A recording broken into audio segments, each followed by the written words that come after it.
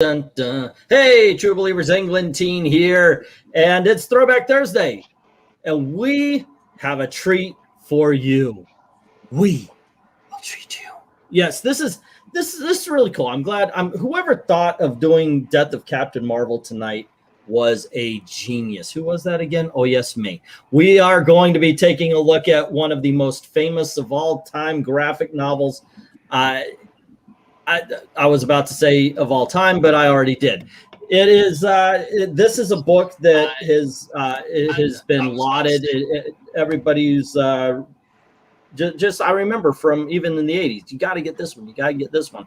I remember when this was so freaking hot, and it was actually what, like $20, $30 and $80 when it was out for a while. But you know what?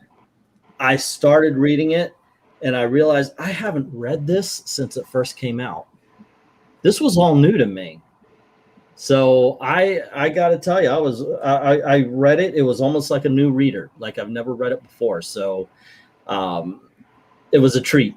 It is just a rare thing. If you forget about something, it's like you're reading it for the first time. Eric, before we get into the details of this, you want to give some thoughts on this particular story, like because you're just a little bit older than I am, so when this came out you had a little bit more understanding and such. So what was your, if you can remember that far back, what was your initial thoughts when this came out?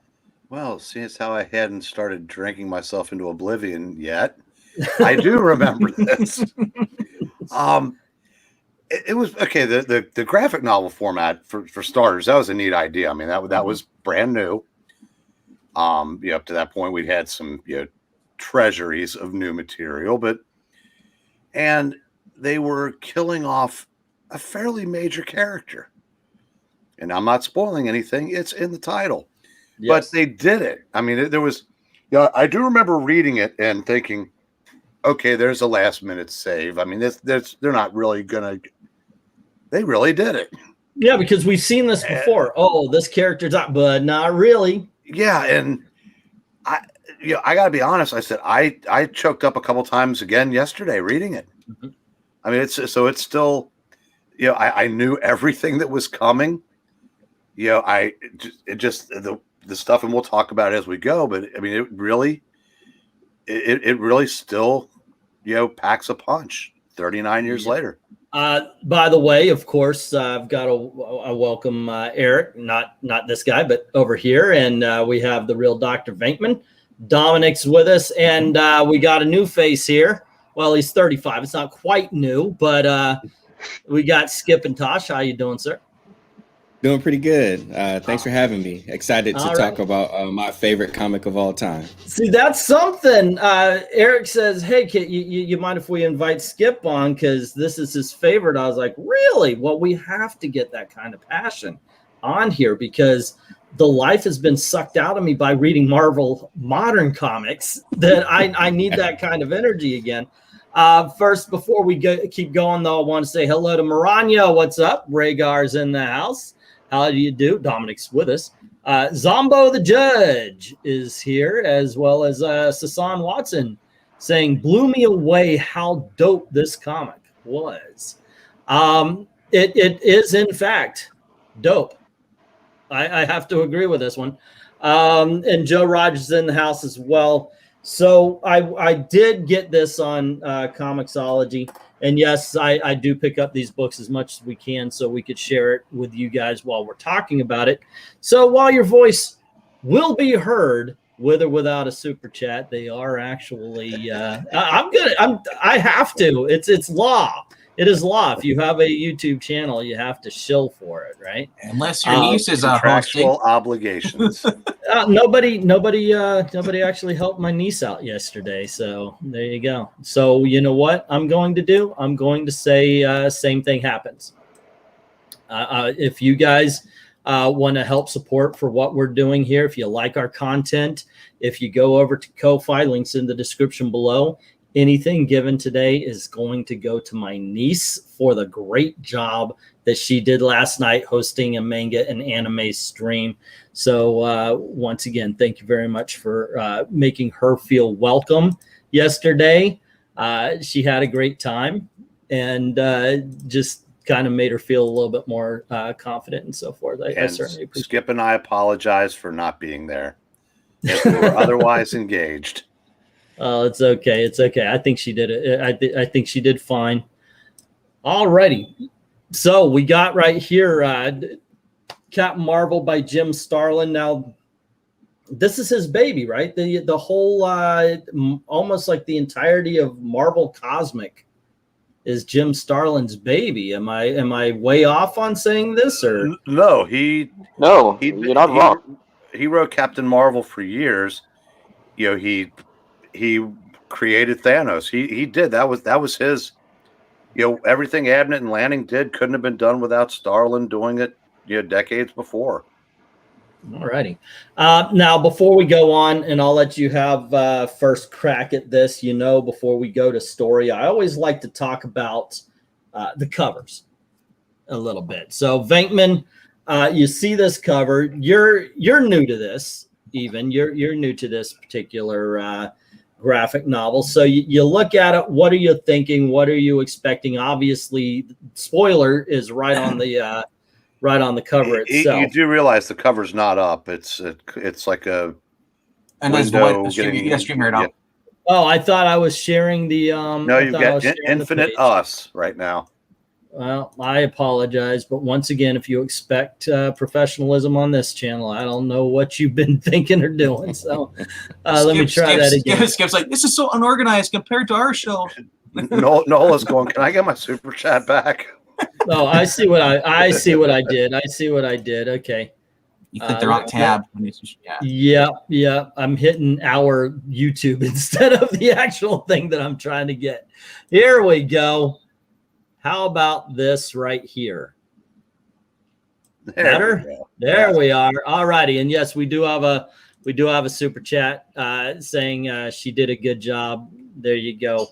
Thank you very much, Nolan Nerd, for this super chat. I thought she did a fine job as well. And I kind of like the roost the whole 9 yards. We're like, wait a second, why is Englentine talking about manga? All right, so what was your first thought here, Venkman? And what do you think of the cover? As a matter of fact, anybody can chime in on this one. Just talking about the cover, I like that you have all the classic costumes of the heroes. Even Colossus is back in his original. Thor in his classic. We got Peter Hood and Doctor Strange on the upper right corner. We got the classic Bob Blayton armor too as well. And the Wolverine, look at they got the Australian one down there in the bottom left. Hey, you know what? That's my favorite Wolverine costume. Exactly. I know a lot of people like the yellow. I go for the brown. It just looks better. What's your take on the cover there, Dominic? It gives you a sneak preview of what you're about to read, and also tugs at your heartstrings on what's going to happen to Marvel. Skip? I think it's interesting to see Marvel surrounded by all of these strong heroes that are, you know, in action poses as he is like lying, you know, like in the arms of death, of Lady Death, and it almost looks like a throne. So like you have the duality of like all these powerful heroes and all these like powerful action poses around him while he is in one of the most vulnerable poses that a being could be found in. And like I said, even though he is, you know, dead, you know, and in the arms of death, it really looks like he's on a throne. So in a way, it's almost a majestic, you know, kind of the position that he's in and what he's lying on. Do you know who's not? Do you know who's not on the cover? I was about to say that. Yeah, yeah. Rick Jones isn't on the cover, but also, well, what they did basically, what you're looking at is somebody who had a Marvel comic book out at the time. Everybody there, it's basically, while it is a good cover for the book, it serves to advertise for the comic books that are already out there, because what's not here to me speaks volumes. You know, what's not here is anybody dang near in the book that's really essential to the story. So you don't have Eros, you don't have Thanos, you don't have what was his name, the Mentor? Yeah. Yeah, the Mentor. Who plays a large part of it. Or Ulysses. Or yeah, granted, I like this cover. I forgot. Like for a little bit of a while back, I was talking about them. That maybe even we could do a comparison. But I like these kind of covers where you have the person carrying the dead and so forth and so on. It works, and I agree with everything Skip and Tosh said. But it really is. It's a as good as it is. It's also a shill cover. Am I wrong? Am I right? Yeah. Or am I just reading way too much into this, Eric? No, like I said, Captain Marvel was a fairly major character, but his book had been gone for 3 years by then, which obviously is how they got permission to do the story, and they wanted it to sell. So you put the characters that had successful books going on the cover to, that was the hook. I mean, unfortunately, if it had Rick, Mentos, and Eros and Ulysses probably doesn't sell as well. Yeah, we'd be like, oh, what? Because also, if you look at the characters on there, most of them look like they're about to attack whatever killed Captain Marvel. And you would think it'd be Thanos, because Thanos isn't there. But unfortunately, so let's get to the story here. Jim Starlin. I just like the way it's like Death of Captain Marvel by Jim Starlin. Period. Done. Nobody. This isn't any. You're not going to come back, Steve Ditko and Stan Lee, and say, "No, I created it." Oh, the inner cover is like the inner cover should have the floating heads. There you go. Okay, now we're going to do it this differently than we normally do.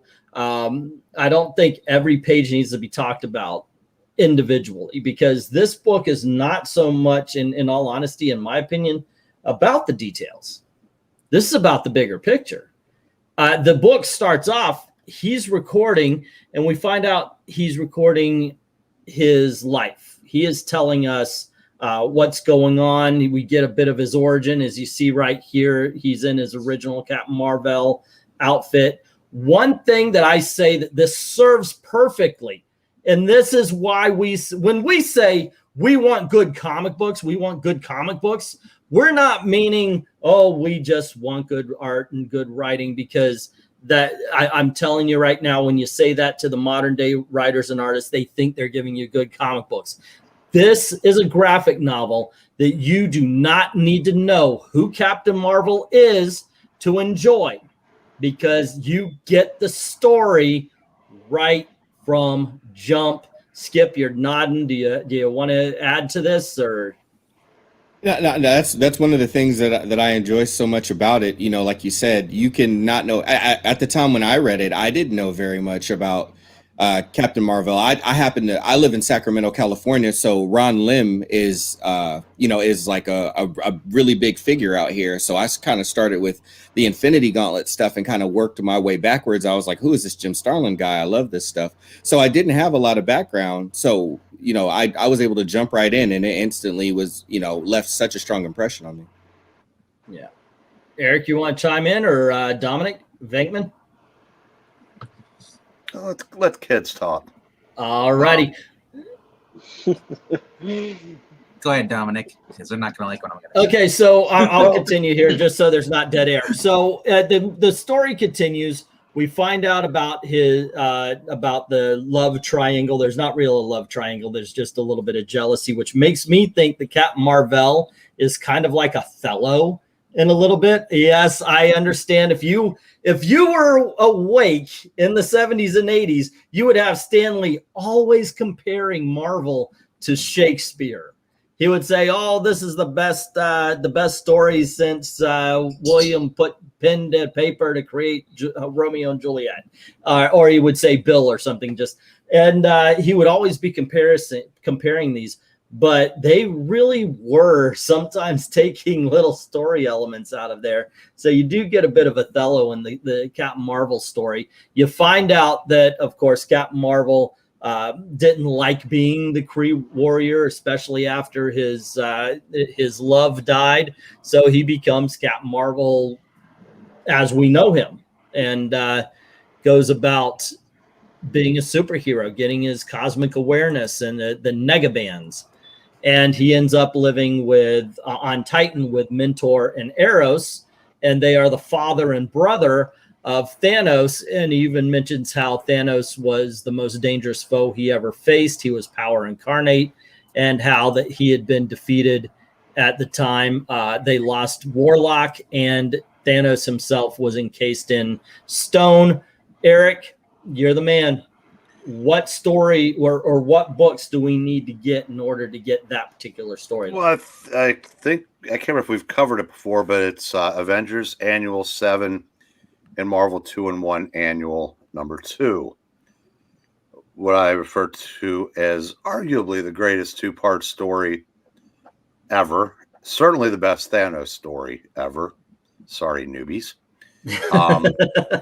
It was just tremendous. Anybody hasn't read that, go get it. I mean, it's in the top 5 of most reprinted stories in the history of Marvel, so it won't be hard to find. So does this mean that this can serve as a part 3, or kind of like a coda?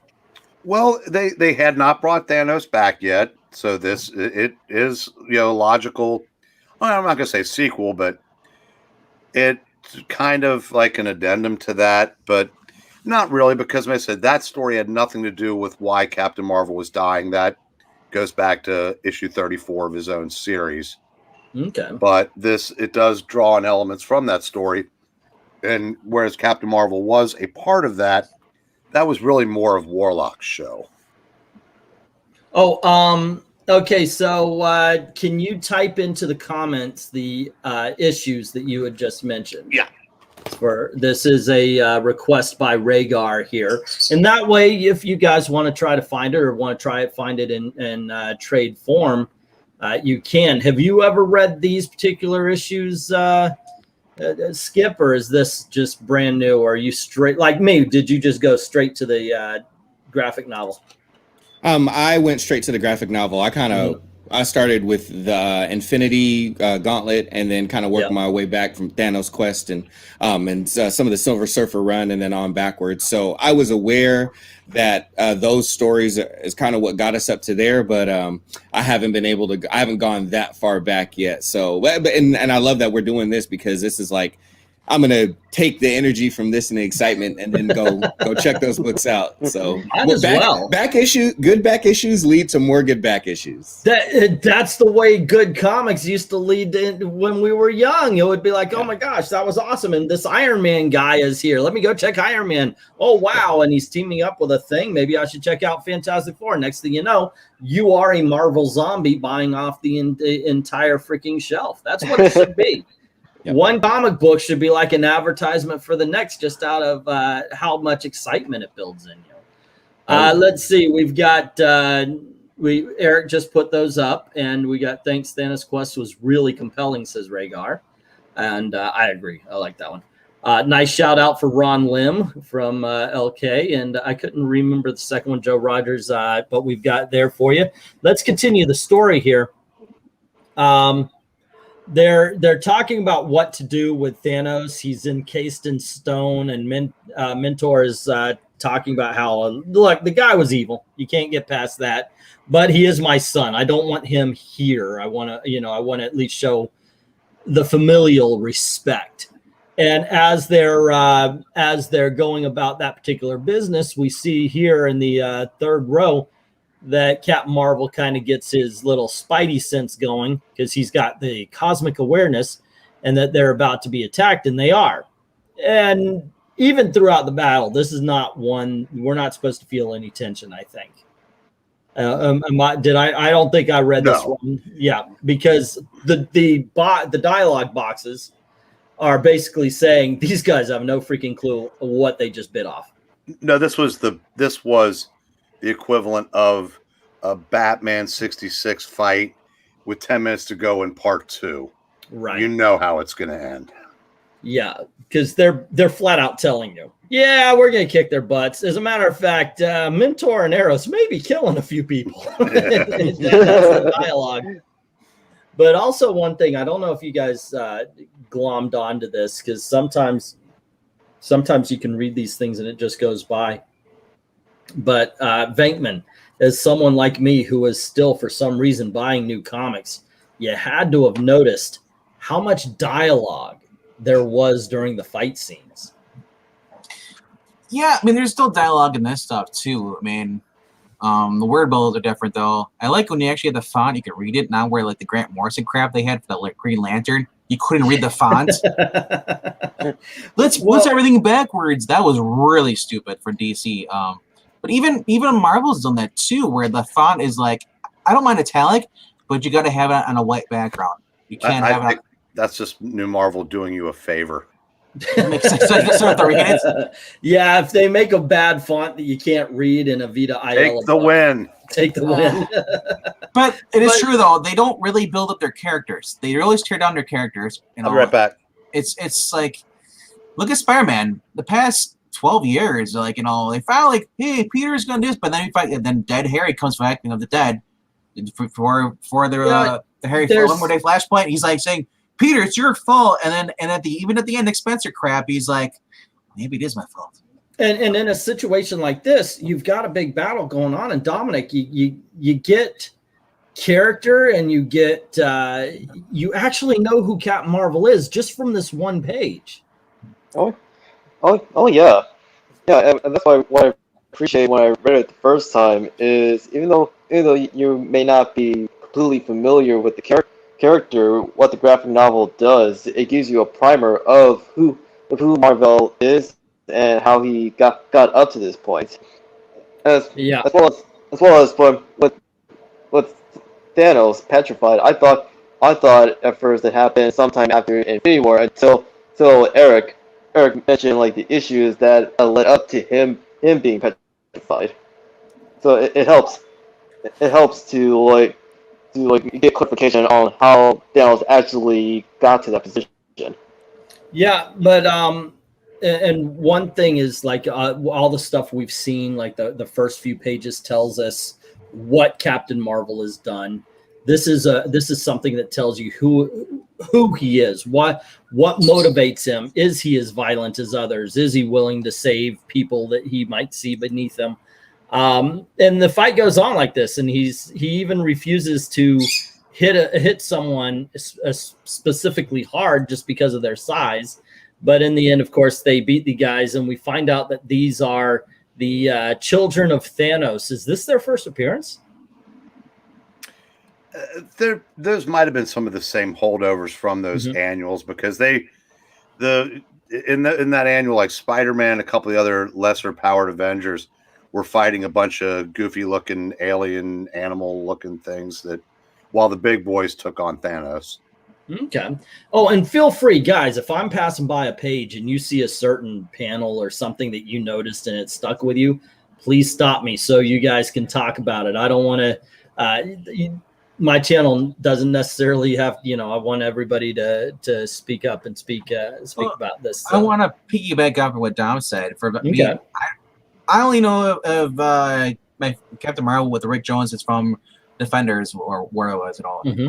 Defenders or Kree Skull, whatever it was. Yeah. That's my only knowledge from him. Other than you saying for the past 2 years, I love this book. Well, I gotta tell you, like I said, this book didn't resonate as well as it with you guys who actually know more about the character. To me, I never really got into this character. I never really read it. So just like Hawkman, I mean, it's still a good book. It does what it's supposed to do. What Marvel would never do for a character. But and that's one of the big questions, though, I think need to be asked, especially to a new reader like yourself. That's one of the great things about having you in on this, is because you are a brand new reader. You're not coming at, and once again, this is something that I read 30 years ago. It is only 30, right? It was more, at the time, he was a huge character back then. But still, I don't remember what I read yet. Yeah. In the span of one book, which this is probably 1.5 comics length. In the span of one book, it gives you all the information you need to know to form an emotional tie. You get everything, and that's why I love these dialogue boxes, the thought bubbles, the everything. That is something that's missing. I know a lot of young readers look at it and go, oh, it's too wordy. Trust me, we read it when we were kids. We loved it because one of the things that happened was we got to know the characters, not just what they did, but who they were. And that's why I'm calling BS every time one of these dumb butts, yes, I'm trying to curb my language, says something, oh, well, it's just a fictional character. If you can't do this, you shouldn't be writing comics.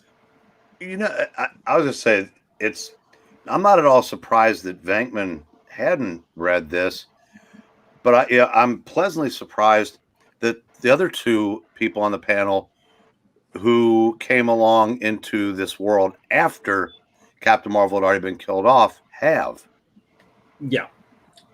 By the way, I said yesterday, this one is odd things. I went to work and I meant to bring the graphic novel down when I came down yesterday. Forgot, and and then about 1 hour into my day, I left where I work. I went up to the front of the store. I walked back, and there's a copy of it sitting on my table. I swear, I'm not making that up. And me being the lazy SOB that I am, I took that one so I wouldn't have to go back upstairs when I got home. That's funny. All righty, Skip, you're being really quiet, man. Do you know what's going on? You want to narrate? Yeah. So we're at the part where they're kind of still just going through the battle. Actually, let me turn and look at the copy that we have over here.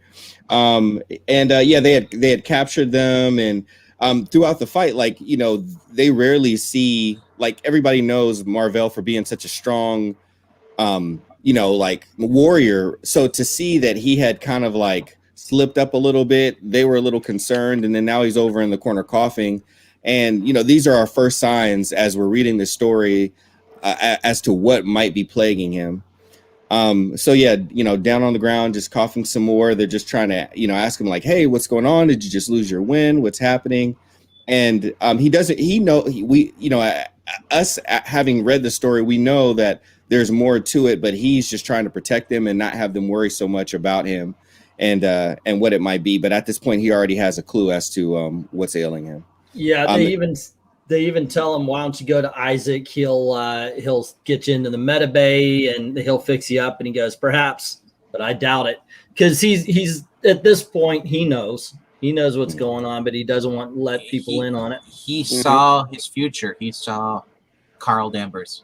No, you before you added the punchline, you were right. His cosmic awareness told him that he was toast. Yeah.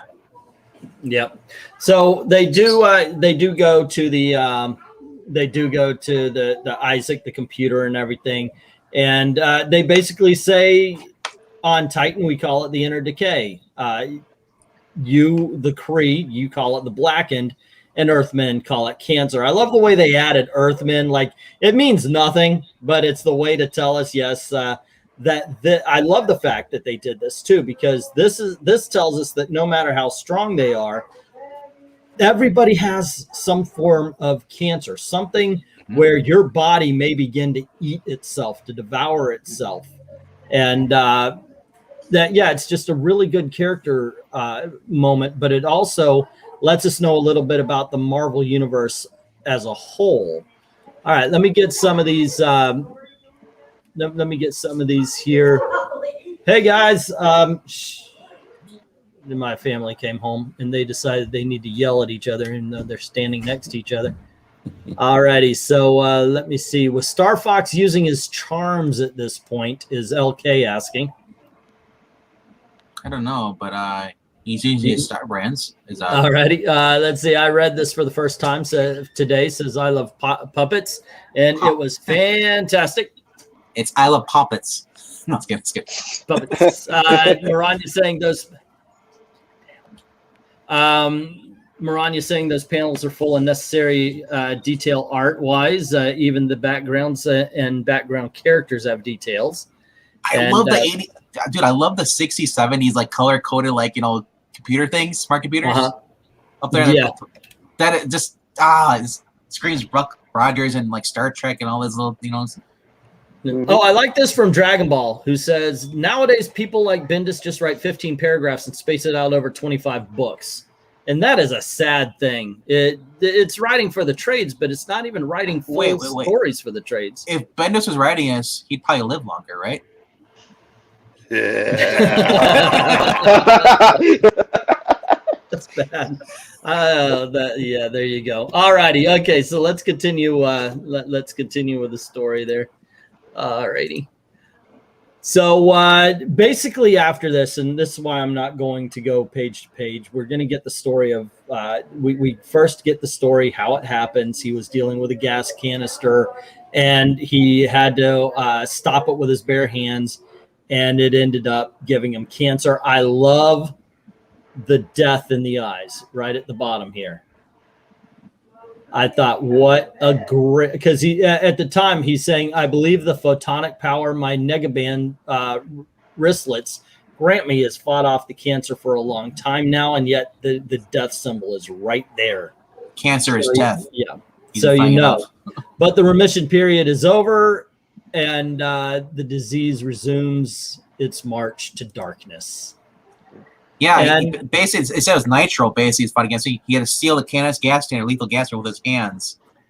And this page right here, they start talking about basically, okay, look, you're Captain Marvel. We need to go over everything to tell the audience this is why the powers aren't going to save you, and it works. They explain everything away, and it's just like, look, this isn't like something you can punch. This isn't something that you're going to get out of just by being a superhero.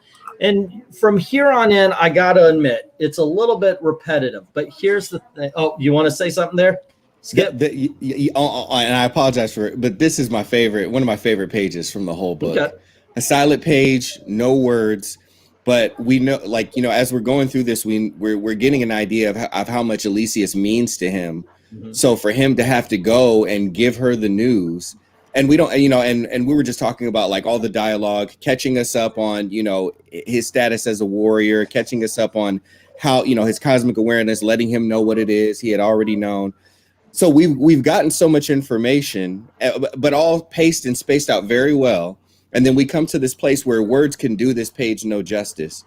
I feel like so many of us, maybe if not this particular scenario, but we've seen scenes like this where someone goes and delivers, you know, bad news to someone, and whether like we're way out of earshot or, you know, or whatever, we just see the sequence of them getting the news, the disappointment, the emotions breaking through and everything. So like for Jim Starlin on the art as well, minus the colors, this is one of my favorite pages. So I'm looking at this page. I'm looking at this page here, and you know the Marvel way. We all heard about the Marvel way because it was created by Stan Lee, who had to write 10 different Marvel stories. So what he would do instead is he would write up a synopsis and give it to the artist, and the artist would go and draw it and come back, and Stan would write in the dialogue. Eric, I'm looking at this and I'm thinking Jim Starlin might have just wrote, and this is this scene. He tells Alicia that he's dying, because if you look at the art, it looks like he's actually speaking in some scenes. Well, yeah, he sent his artist the outline. The artist came back, said he wasn't happy with it, so he demanded changes, and they got in a big fight with each other. Oh yeah, I actually hear they're never going to work again together. No, that's true, and they never did. Yes. But the thing is, even if you wrote dialogue at some point in time, there must have been like, you know what? No, you don't need it. Not for this. I'm guessing that was never even that never. You don't think so? No. I have a question though for you guys who do really love this character. I mean, they're killing the character off in this pretty much in this book. You know, if anybody didn't know that, you didn't read the title. It's the title. Would you have been more content with this, or having him getting a happy, you know, you know, like a happy trail send off him, and you know, his.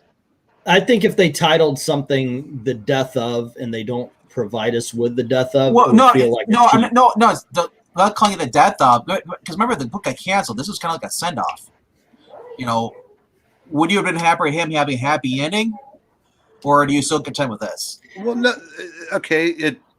The thing that you're talking about did happen for Warlock at the end of 2 and 1, Mm-hmm. and then he came back, or different iterations of him, and he continues to be used to this day.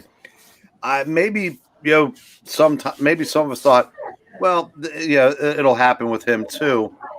So for this story, let's get the payoff. So no, I think I don't think I would have been as happy had they had some kind of last minute save, or a good writer could bring this character back, and we would be all, if it was a good story, we'd be like, oh wow, that's a great story, I'm very happy we have this story. They did that with Hal Jordan. Hal Jordan was gone for 10 years. We had or Wally West, who was Barry Allen, was gone for 20. So we had these great stories with these new characters, and we were fine. As a matter of fact, I didn't want Barry Allen to return. I didn't want Hal Jordan to return. I wanted them to do whatever or shuffle the mortal coil as they already had. But we did get some good stories. So yeah, if they made a happier ending for Captain Marvel, I think that would have been fine in the end. Obviously, we would have no idea that the death of Captain Marvel existed. But I gotta say, I like the way this is. I think it's an amazing, an amazing story. And to get back to what we were talking about, I love sequential art, and this is a great example of it. The only reason this book works is because he stayed dead. They would have brought him back. I would have cheapened the story. That's every one of them. And I do want to add, the catalyst for him dying did happen in a comic, as I mentioned before, issue 34. Mm-hmm. So that was pretty cool the way he pulled that out, and I believe he wrote that issue also. The relationship with Elysius, I'm pretty sure that happened off camera, because I don't remember them being all that close in his title. But that's not really important to the story, because I mean, it's there. Yeah, I like Clemson saying this storyline is the only thing that could possibly salvage Carol Danvers. They need to kill her with cancer. All righty. Well, now they tried that with Thor, or no, is she Valkyrie or she? Yeah, the She-Thor, Lady Jane, as I call her.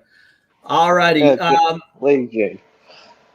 Okay, so we have Captain Marvel, and he's. I don't remember this. You want to pick it up there again, Skip? Yeah, sure. At this point, they're mostly just going over, kind of filling in more backstory. We find out more about him as he was opposing the Supreme Intelligence as someone who's Kree. We also start to learn about Rick Jones and their relationship, and how there was a time where he had been trapped in I forget what specific zone it was. Negative zone. It was the negative zone. Yeah. Okay. Yeah. I was going to be I was going to go to the negative zone. I'd second guess myself, but he was trapped in a negative zone, and because of the negabands, he and Rick were able to kind of like switch spots. So at times Rick would take his place in the negative zone, so Marvel could be a hero to their existence and whatnot. So in a sense, they shared bodies. So they were just talking about how strong their bond was because of that. And since he was able to come back and fight, he was, again, a grand warrior. But in the midst of being such a good warrior, he fought alongside valiant heroes who shared some of the same values that he did. But he also, made so many enemies in the process as well. Because when you take a stance, there's always going to be an opposing stance. It's kind of the nature of the reality that we live in. And he as he's kind of thinking about that, he's just thinking about who he's going to leave behind. And he's like, I've made more enemies than I've made friends. Even though I'm leaving them all behind, the friends that I've made are too few. So we kind of get caught up just on a little bit more of his history. in the Marvel universe and his importance, and then especially some of the relationships like the one he had with Rick Jones. All right. Let's see. Can anybody name every single villain on that page? Not I even can't. not even get out of jail. Okay, I'm gonna name this guy Bob. No, I don't think so, but I see Iron Man up there. There you go. Okay, so here's a thought about the book. Obviously, we don't know Jim Starlin's mind, though we do read an interview here or there. But Dominic, being one of the more silent ones, what do you think of this theory that this is not just the death of Captain Marvel, but maybe Jim Starlin is saying, look, I've tried to do this cosmic universe thing for Marvel, and it just hasn't sold. So, because it seems like not only is he wrapping up Captain Marvel, but he seems to be wrapping up the cosmic universe for Marvel as a whole. What do you think there, Dom? All right, I can understand why he would have the sentiment, because even though people like genuinely love like the cosmic side of the Marvel universe, because it's very expansive and larger than life. Like completely distinct from like the ground side of the Marvel universe. As far as being infused with the fantastic, it would make sense that he would have the death of Captain Marvel be as a send off to not just the character but also his contribution in expanding the cosmology of the Marvel universe. Until years later,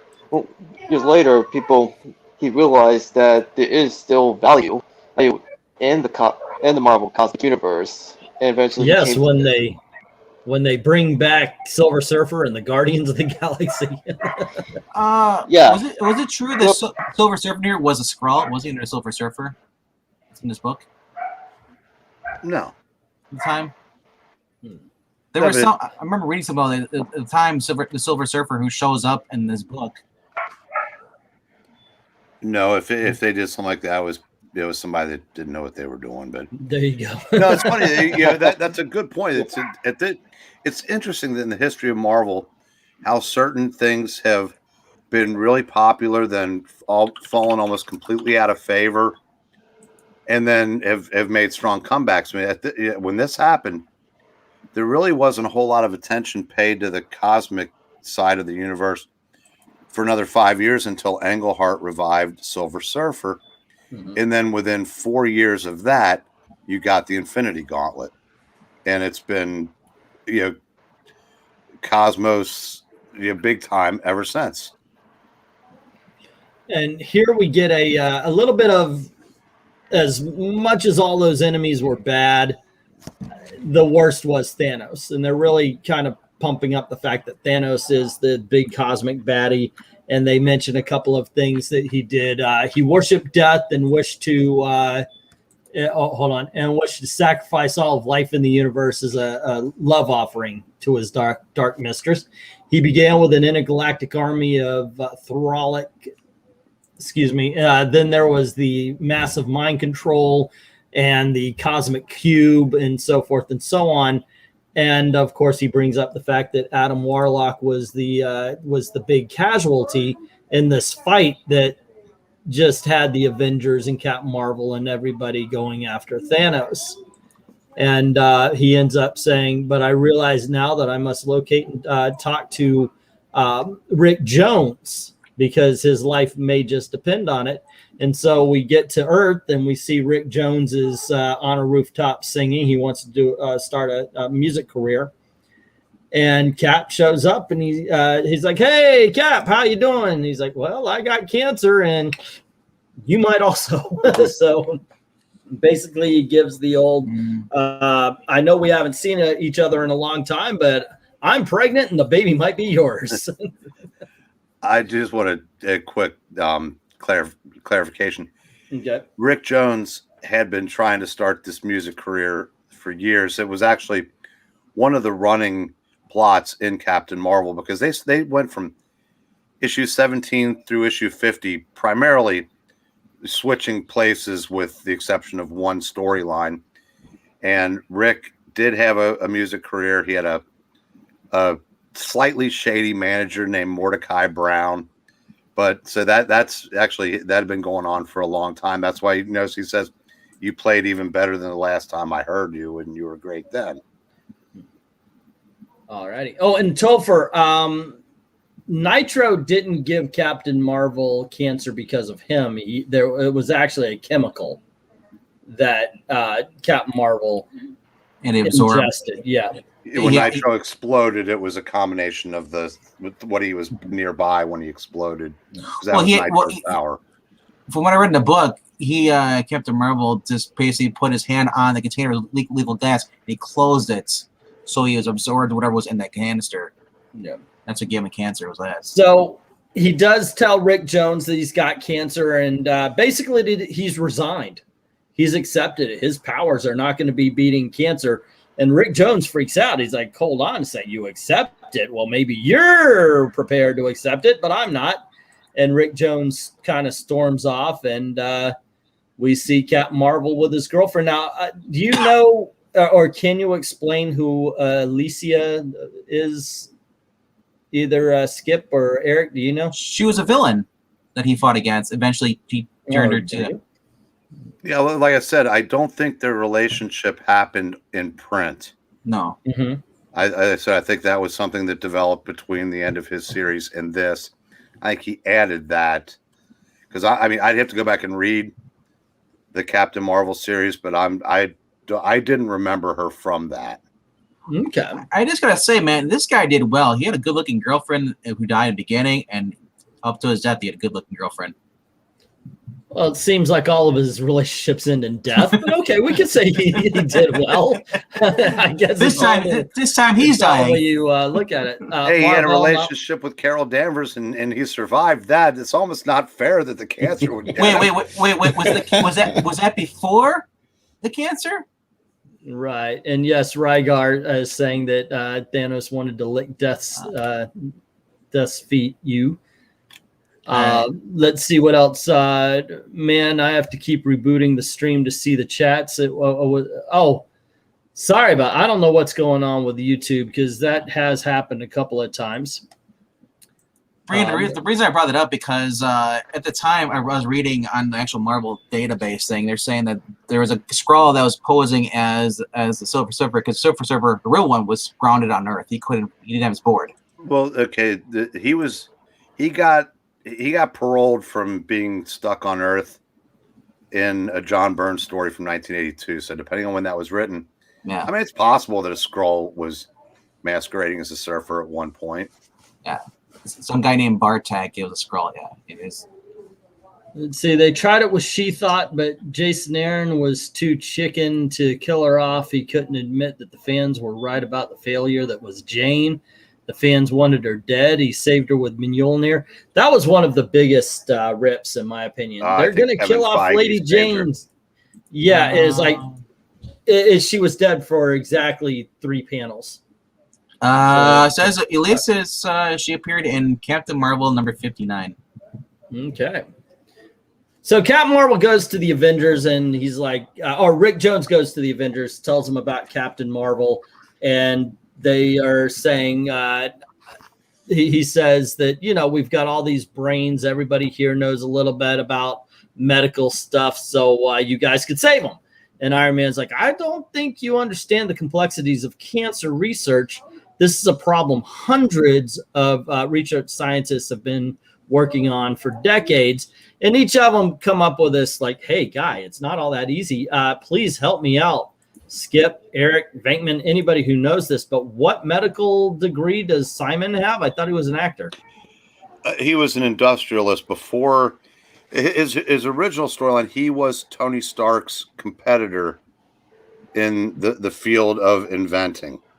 And he had apparently either was working for Stark and embezzled from him or stolen some ideas or something like that. I'm not 100% sure one way or the other, but at one time he was considered to have quite the scientific knowledge, brain. Oh, okay. All right. And so they all tell him, of course, cancer really can't be beat that easily. And Rick storms off, and they were about to tell him that they did agree to go and to Titan and help try to save Captain Marvel's life. We see around the universe a little bit about how everybody has heard of and is trying to help and kind of dealing with the loss themselves, including the Watchmen, who I love the words restrained passivity here, because that's the way that the Watcher shouldn't care. Am I wrong about this? Am I being mean about this? Well, okay, go ahead. I was gonna say, okay, there was one of the main storylines in Captain Marvel was the trial of the Watcher. Okay. So they had a lot of dealings with each other in that storyline, and I would imagine that's where that comes from. Alrighty. I'm wrong. The only thing that doesn't make sense about this is one more date, because Peter saw in this how everybody tried to save Captain Marvel and he still died of cancer. Aunt May, fat chance. Because at that comes point, back to one more day with you, doesn't it, Beck? It does. I'm triggered by it, okay? Because if you can't say trigger anymore. If Spider-Man went and told people Aunt May is dying or dead, they'd say it's about damn time. She's been doing that since 1960s. Well, wait a second. Isn't that Aunt May on the cover with Captain Marvel? Oh, okay, there you go. Whoa. Zach is saying, it's the jacket version of Wonder Man, as I like to call him, the best version of Wonder Man. But we all know that is to be that is true. I thought that was that Hulk standing next to Doctor Strange when he's doing his magic? Yeah. Is this Professor Hulk or is this like No, dumb Hulk? this is dumb. Well, he had the ability to speak in the Was Defenders. Brandon in control, or is this No, that didn't come till later. He didn't have any word. No, actually, this would have been right around the time. The thing with this book is they kind of allowed Starlin to ignore continuity in the regards of what was going on in the character's own books, because right around this time, I think Hank Pym had left the team. It was after the trial when he had accidentally hit Jan and was left the team. So there were things that continuity wise didn't add up, but it was all kind of swept aside for the sake of the story. Okay. Yeah, I was. You notice Hulk has no lines of any kind in this book. I know it's funny thing is I was like, Hulk's usually angry, and that's why he says Hulk. When he's calm, he converts. Well, let's keep going now. Skip, I've got to tell you, this is the weirdest part of the story. Oh, hang on one second, real quick. Rhaegar, yes, Jim Wilson. Yes, Jim Wilson. The Hulk sidekick after Rick Jones died of AIDS. Okay. Mm-hmm. This is the weirdest part to me, Skip, because you have Captain Marvel go up to Eros and say, "Hey, I know you've been kind of macking on a girl, and since I'm going to be dead, have at her." I mean, really, he puts it as, she's going to need a shoulder to cry on. Will you be that shoulder? And he's like, yes.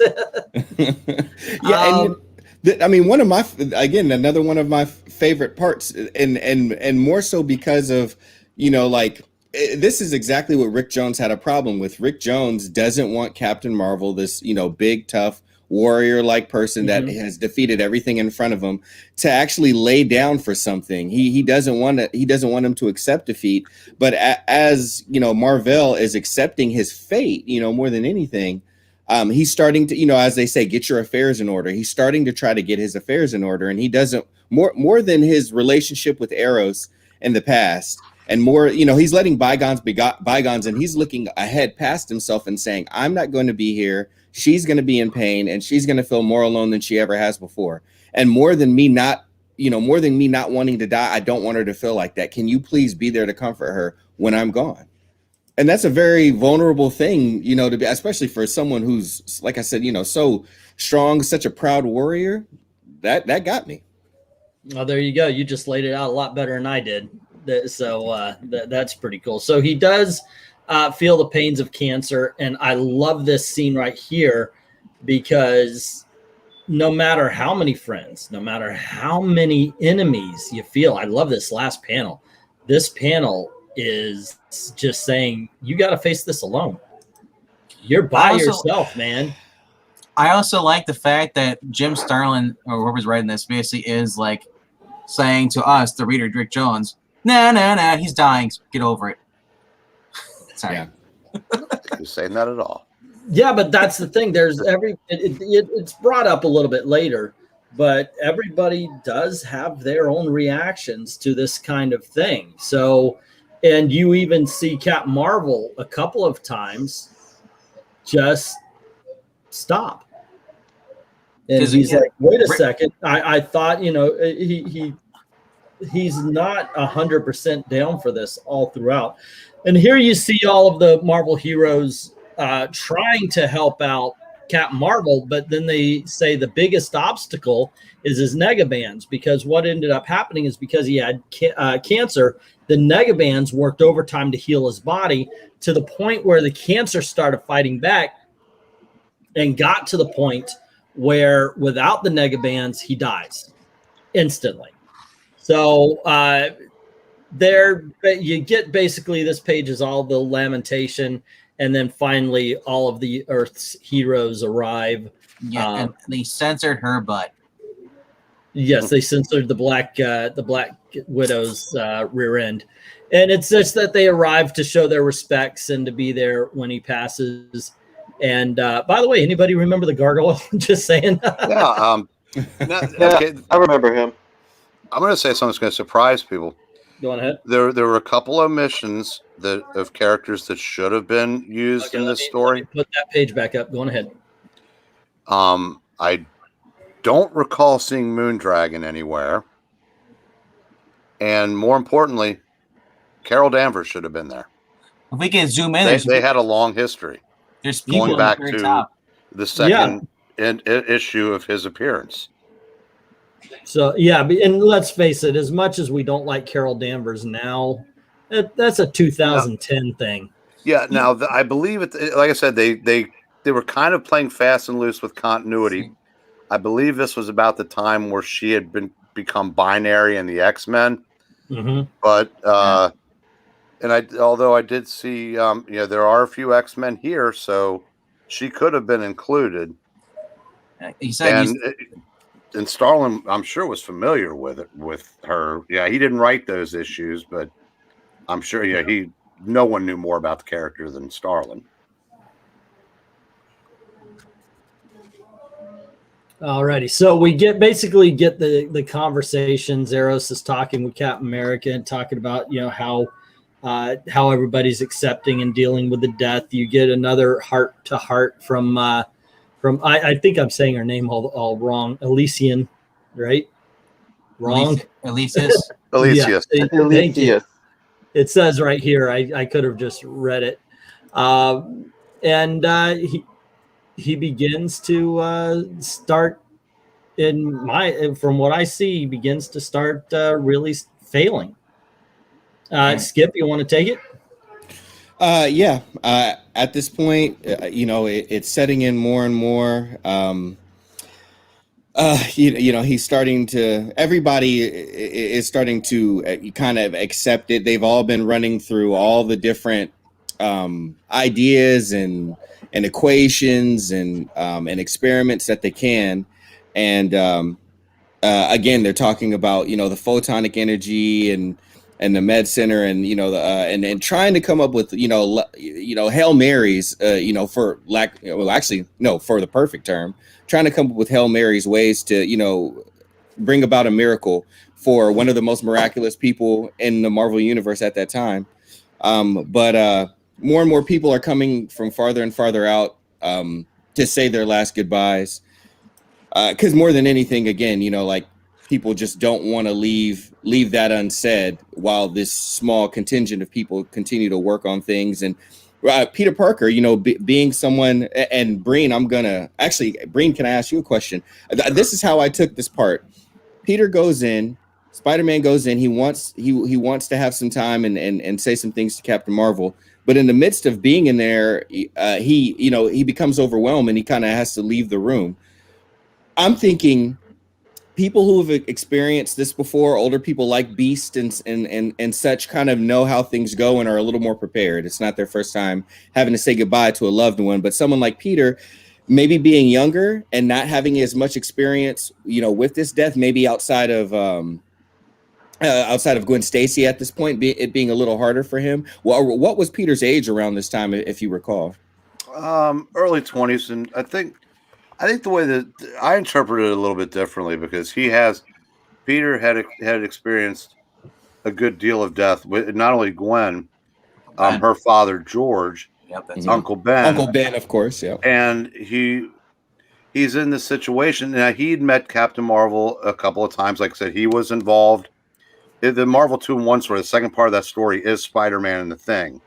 Mm-hmm. And so he had met him. They'd fought the Basilisk together before that. So I think he was just overwhelmed. It hit him differently, and that's when Marvel says that, when Ben reacts, and he goes, people process grief in different ways.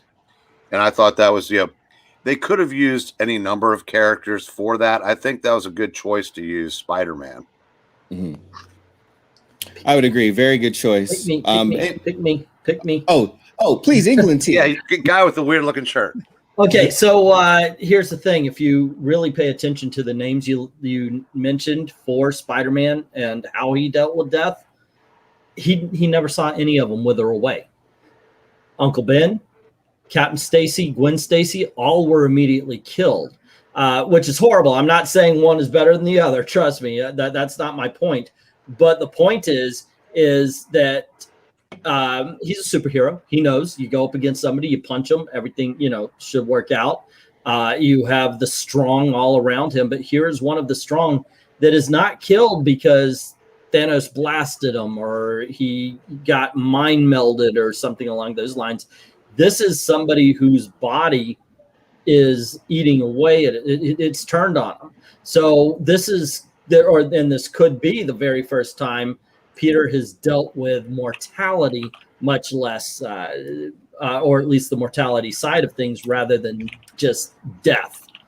And that could affect him to the point where he's also kind of putting himself in those shoes as well.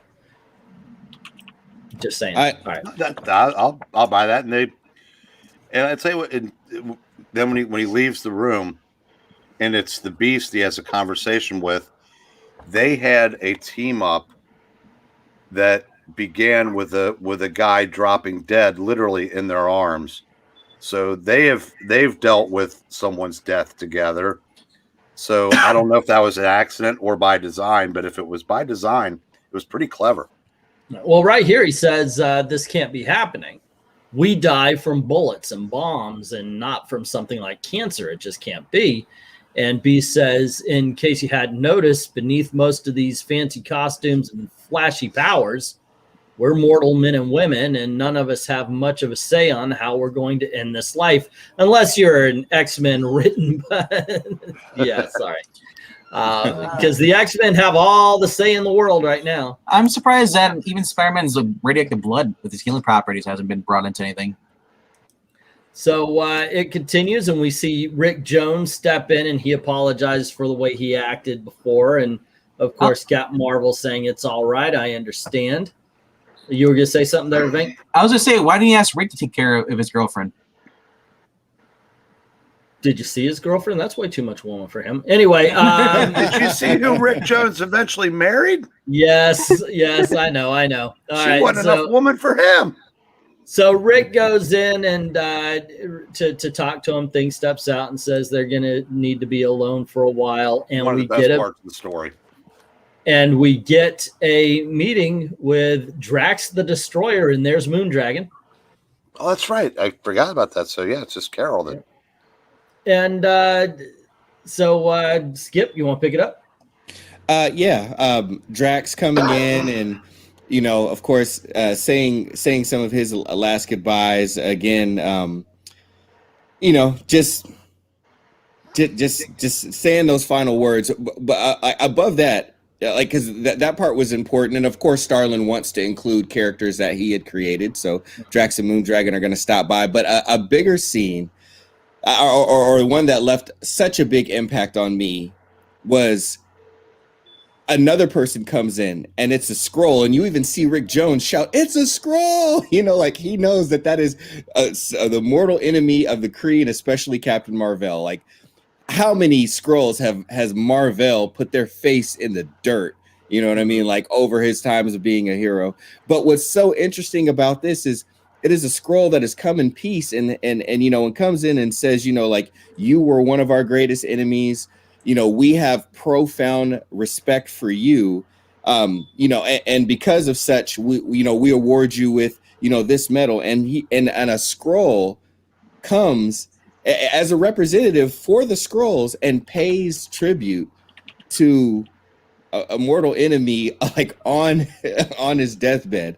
That was just one of like the biggest biggest impact for me, like this scene. It was incredible. Dom, did the scene, like, how did it ring for you? It rang very powerful to me, because like you said, Marvel has been the Scroll Empire's greatest foe. Yet at the same time, you can tell that the general is meant his words, that he and his people have great respect for Marvel and standing up to his principles, even though he is their enemy. Right, so by just showing up on his deathbed and say his words and giving him that Medal of Honor, it speaks volumes to who the Skrulls are as a species. Because even though they've been an antagonistic force towards, like, well, the Marvel Universe's heroes, there are few members of that species that are either honorable or genuinely good people that is not like their most malevolent counterparts. I swear that RDV would buy a graded copy of One More Day before I ever thought I'd see a scroll give Marvel the Medal of Valor. So this is a pretty big deal for me. There's something else on the page prior that, if you've read every Marvel comic and wasted your life doing so, like I have, during the Captain Marvel series, Drax was a regular for a while, and they were, their goal was to kill Thanos because that's what Drax's reason for living was. But he also had every intention of killing Captain Marvel. And they would fight a battle. Marvel would save Drax's life. And he'd say, are we square yet? No, I'm still going to kill you after I kill Thanos. Or Drax would save Marvel's life. He goes, what'd you say before? He goes, well, I'm not going to kill you until after I kill Thanos. So it's for them to, come to from that to this. That was pretty powerful also. Absolutely. This whole entire time trying to figure out what he reminds you of. It's Jack Palance with blonde hair. Okay. So we do get, after the Skrull gives him the Medal of Honor, Rick Jones saying, look, even a Skrull comes up and there's no Kree coming in to give you any medals. And Captain Marvel says, yeah, I kind of turned my back on him, and I'm on the Supreme Intelligence blacklist. They think I'm a traitor, so who cares? It's funny that because Captain Marvel had so much goodwill in the Marvel Universe as a Kree, people forget that the Kree and Skrull, there are no good guys in either one. They're both shit. In fact, the Kree might be worse. Yeah, truly. That's how they're portraying him in the Marvel Universe. That's how Captain Marvels are now. So, like I said, he does the medals thing, and it's a little bit later. Everybody's doing their work, and Eros walks in on the scientist and says, Marvel has fallen into a coma. And Mentor says, we're too late. We have failed you, Captain Marvel. And we see everybody gathered around the unconscious Marvel. And this is, he actually hears the words, it's so unfair. And it follows him in to the point where he wakes up and he sees Thanos. And Thanos says, okay, he's comes in and starts leading them around, and they actually begin to fight. And I got to tell you something. First, I was reading this. Remember, I read this the last time when it was out. So I haven't read this in almost 40 years. And I got to say, I was like, this is a horrible way to end the book.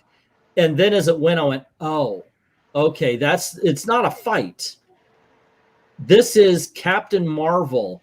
This is the best fight almost I've ever read in comics, because when you realize what this is for as reserved as Captain Marvel was, he is fighting death. He still doesn't want to go. So Thanos, who of course loves death, has come to represent death in the mind of Captain Marvel. So when he stands up and Thanos says, you know, if you're going to die, you're going to die at my hands. So rise, Captain Marvel. And he says he's whole again. All of this entire scene is really him fighting it. He says, behold the heart of the universe. And he's just leading him through. And finally, they start getting down to it. It's one of the greatest scenes. You're nodding. You've got something to say, Skip. So add on in. Y'all about to see a grown man cry. This it's exactly what you said. This part meant so much to me. I mean, we know that he's in a coma. So this is his, you know, this is what he is experiencing, you know, at this point as his body is shutting down. He is a warrior, and his greatest, toughest foe was Thanos. And like you said, Englentine, he's not ready to accept death. So he's looking for something to fight. So within his consciousness, leaving his body, he's like, the biggest thing that I can fight and win, and maybe if I beat this thing, I stay alive, is Thanos. That's what he envisions.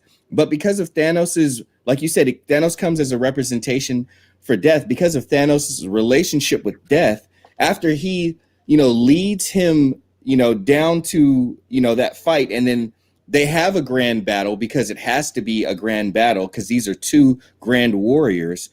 Ultimately, they fight more and more and more, and then it comes down to it when he finally hits Thanos and realizes that the thing that he hit wasn't actually Thanos, and Thanos kind of comes up behind him and is letting him know, you know, it's arrogant, it's futile to fight this. And, you know, this dialogue comes where, I mean, like, would you guys like to read it, or would it be okay if someone read it? Because this is some of the greatest stuff. Are you talking about the page that I'm showing right here? Yes. You know what? This is your favorite comic book of all time. You know sir. what? I give my microphone to you. You have this. Go on ahead. We don't need Ash anymore. Okay. Do me a favor. I think it's page... actually a few pages up, so because they go through the battle, it's a grand battle, but it's page 62. You got to tell me, you tell me when to stop. Okay, keep going, I think you're almost there. Oh, I'm sorry, towards the end, sorry about that. And you're canceled. Because if you're going to read after what we were on, then I want to read this part right here. Okay, please. Because to me, because once again, that is all what we were saying. There it goes. And Captain Marvel saying, "No, the light and life have always been my gods. My pride is that of the never vanquished. If I am to die, I shall die fighting." And Thanos says, "Very well, then we'll do it the hard way. We'll chip one piece of life away at a time. It'll surely be painful, but that is what life truly is about, a continuous series of pains. You must realize this. You must come to see the truth." And he hits him and he says, "We will force you to accept your reality." And once again, this is Captain Marvel really trying to fight death. And we get to this one, and he says, "Never," as he smashes the scrolls, the controller, and he pushes Thanos away, and he says, "Obstinate isn't he?"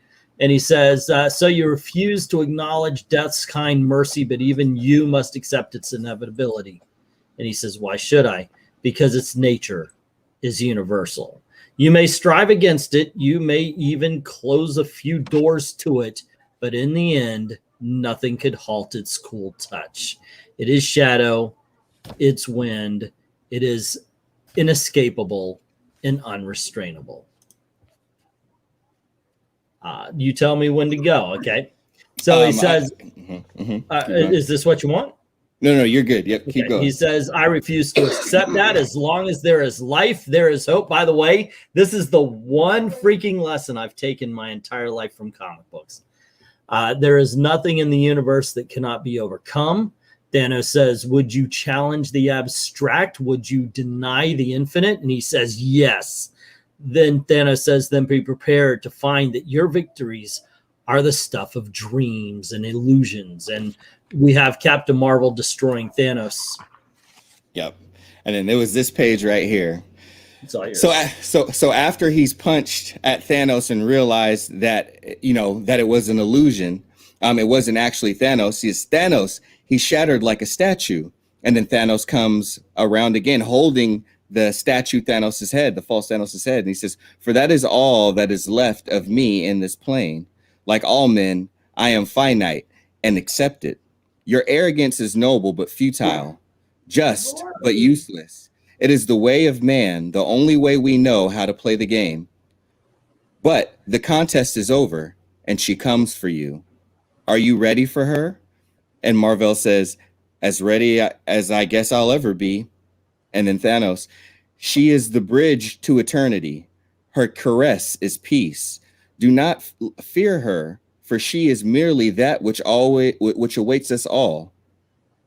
And he asks, and then Marvel asks, Marvel says, it is not that I fear her. It is just that I no longer need the illusion, as he waves his hand over Death's beautiful face to reveal her actual look. And it is ugly, it is cruel, it is cold, it is a skull. And then Death gives Marvel a kiss, the kiss of death.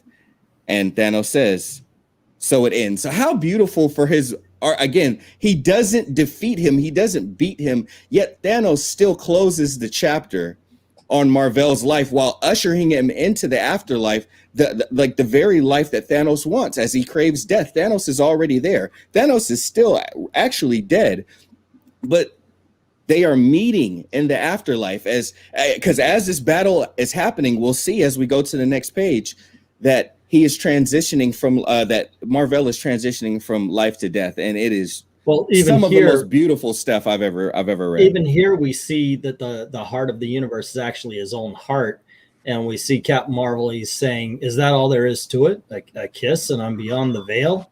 I expected more." And Thanos says, "There is more. It awaits us. Take her hand."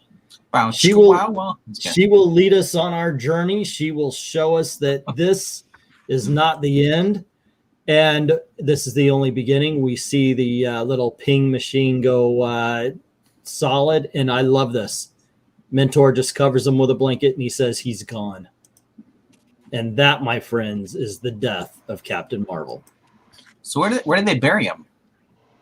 So, anywho, before we talk to VENKMAN, let's actually speak about this. There you go. Good night, everybody. Give us your final thoughts. There, it's your favorite comic. I'll let you go first. It's put you right there. Well, I love that it's an abrupt ending because the struggle. You know, if we're in a position where a person who is passing, you know, is in a position like this where it is a longer journey, then we see that. But ultimately, that's what it is. As Mentor flipped the switch, that's kind of what happens. We go from being alive to being unalive, and then for that, you know, usually in stories, you know, we value that we've hit the apex, and then we have a little bit of a come down, you know, before we kind of take the story out and end the book, but. For it to be just like that, it's so true to life that often is how death is. And we look around at the people who are left behind and who are affected by it. And then just like that, boom, it's over. There's no more story to tell in this realm for Marvel, although in the other realm, as Thanos said, it is just the beginning of the afterlife. So I just loved how the abrupt ending suited the story so well. Yeah, there would be nothing more to say, and there definitely wouldn't be 70s jazz porn music. Right? Yes. Definitely not. Yeah. There would be 80s. Exactly. Yes, it's got to be more electronica. Eric, what about you? What do you think on the story? It would have been cool if Thanos had never been used again, because he was not used between that and this story, and he did not come back to life. It was all in what was left of Marvel's head. Obviously, Marvel and Jim Starlin, since he wrote the Infinity Gauntlet, had bigger plans for Thanos. So if the guy that did it brings it back, I guess you really can't get too upset over it. But in the moment, this was a perfect ending to this story and to Captain Marvel's to all of the cosmic stories. And that's what it felt like. Like I said, it just seemed like all of this cosmic characters up to that moment. This is it. We're done. They said, a lot of people are big fans of the Infinity Gauntlet, War, and Crusade. It's good. It is, but I think the one that Abnett and Lanning spearheaded in the 2006 through 2005, 2010 was phenomenal, and they were able to resist the temptation to bring back Captain Marvel, because when they did, it was in the form of a Skrull in that miniseries during Secret Invasion, Dark Reign era. Yeah, when they teased it, but it turned out he was a Skrull that had literally had all of Captain Marvel's memories. But so that was this was a great story. I said it. If the question was, does it hold up? Absolutely. Yeah, that is the question of all these on the Thursday throwbacks. I always say, is it really that good? Did it hold up? Now, Venkman, you're the new guy. What'd you think? Pretty decent story, but I have no emotional attachment to the character because this is even when you're reading through it, what you read about it, it didn't tie you to the character at all. I didn't really care for the character. I said I don't read the character, so I didn't feel the emotional heartbreak of it, because it's not. It's like I said, I wasn't emotionally invested in the character. That's all. How many comics do you have to read of a character before you become emotionally invested? Well, I actually have to like the character. No, I just not really into the Captain Marvel. This just didn't resonate with you. It's like I said, at the time, if this would have been anybody else, like I said, I'm a huge Spider-Man fan. If this would have been like Spider-Man fan, we'd have been like, I would have been crying my eyes out. But this is a character I can't agree with that, because I haven't read. I wasn't a big Captain Marvel fan. I'm just not, until Monica Rambeau took the name. I wasn't a big Marvel fan, I should say. But when I go back to read this, which once again, I haven't read this for 40 freaking years, I still appreciated the fact that it gave me all the information. It gave me all I needed to know of the guy. So by the time that he did succumb to the cancer, I was emotionally tied. I don't think you need to have read anything else. Well, I'm going to tell you right now. I think it helps. I think it might help, but I don't think it was necessary. It wasn't a character. This wasn't a character I read. It's a character I'm usually excited to read about. Like I said, so it's not. I wasn't too invested into the whole story. Okay. For what it was, I said it's written really well, because this would never be written like this in any today's stuff. Not even the past 12 to 20 years. Okay. Yeah, I'm guessing Venkman's kind of being too polite to say he really didn't care for this, because following that logic, you would never be able to watch a movie and care about a character's death, because a character is different. On movies and stuff, if I find something I really are into that character, I get more involved. Like I said, this is a character I just never got into liking. Okay. Venkman is the Cyberman confirmed. Let's see. Therefore, if I read 98 comics of Rygar is saying 99 comics. That's the magic number for attachment. If I read 98 and he dies. my thoughts. If I would have been a Captain Marvel fan, I would have been pissed the fact they're killing off my character, and I was giving cancer on top of that. It's like, just bring them back. We brought back Barry and everybody else. Now I'm stuck with Carol Danvers. Here's the question then. Did you start reading this comic book with the thought that you do not like Captain Marvel as a character, therefore you're not going to like this book. This character, Were you already predisposed to not? No, liking I was this on the book? fence because I said I read the crew. He was good in that. I liked that stuff. But Really? this was just like, this is too much for someone I've only read one story with him before. Okay. If you're somebody who read this book because you know we were going to talk about it, by all means, let me know what you think in the comments below, or actually just let me know what you guys think. Personally, like I said, I hadn't read this since it first came out. It's been a long dang time. I was not a big fan of Marvel, and I was very surprised at how good this book was. The story, and I gotta say, I can agree with Venkman to a certain extent. For the fact that I was not a Marvel fan, so going in, I wasn't connected to the character.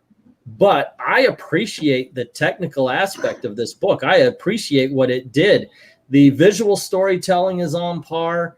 The dialogue, everything explained to you. It let you know the relationships. You could get into it. I got attached to the relationships. And by the end, just like if I was reading a novel or if I was watching I guess this would be akin to an hour-and-a-half TV special or something like that. By the time he covers Marvel with a blanket and he says he's gone, it's like Skip was saying. Anything after that, I think, would have ruined the moment. No matter what words no eulogy would have been as effective as he's gone and they cover the body. None. Like I said, I mean, the part with Rick Jones was more appealing to me than anybody else's relationships because I only knew Rick Jones stuff. I could see Rick Jones being upset about this, and if they would have focused just on that and instead of all the other characters coming in, I probably would have appreciated more. But then again, like I said, like, you guys come from a different era. You guys read all this stuff. Even going back and reading it again, I probably would be more invested in this. I mean, I was more affected by the Gwen Stacy death. Skip, you want to you want to vocalize what you said about replacing Marvel? Yeah, I said replace Marvel with Vampirilla, and Venkman would be inconsolable.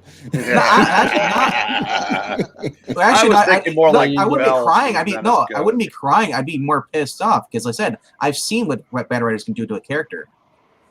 So, how about you, Dominic? I mean, reading Death of Captain Marvel again, it got me misty-eyed.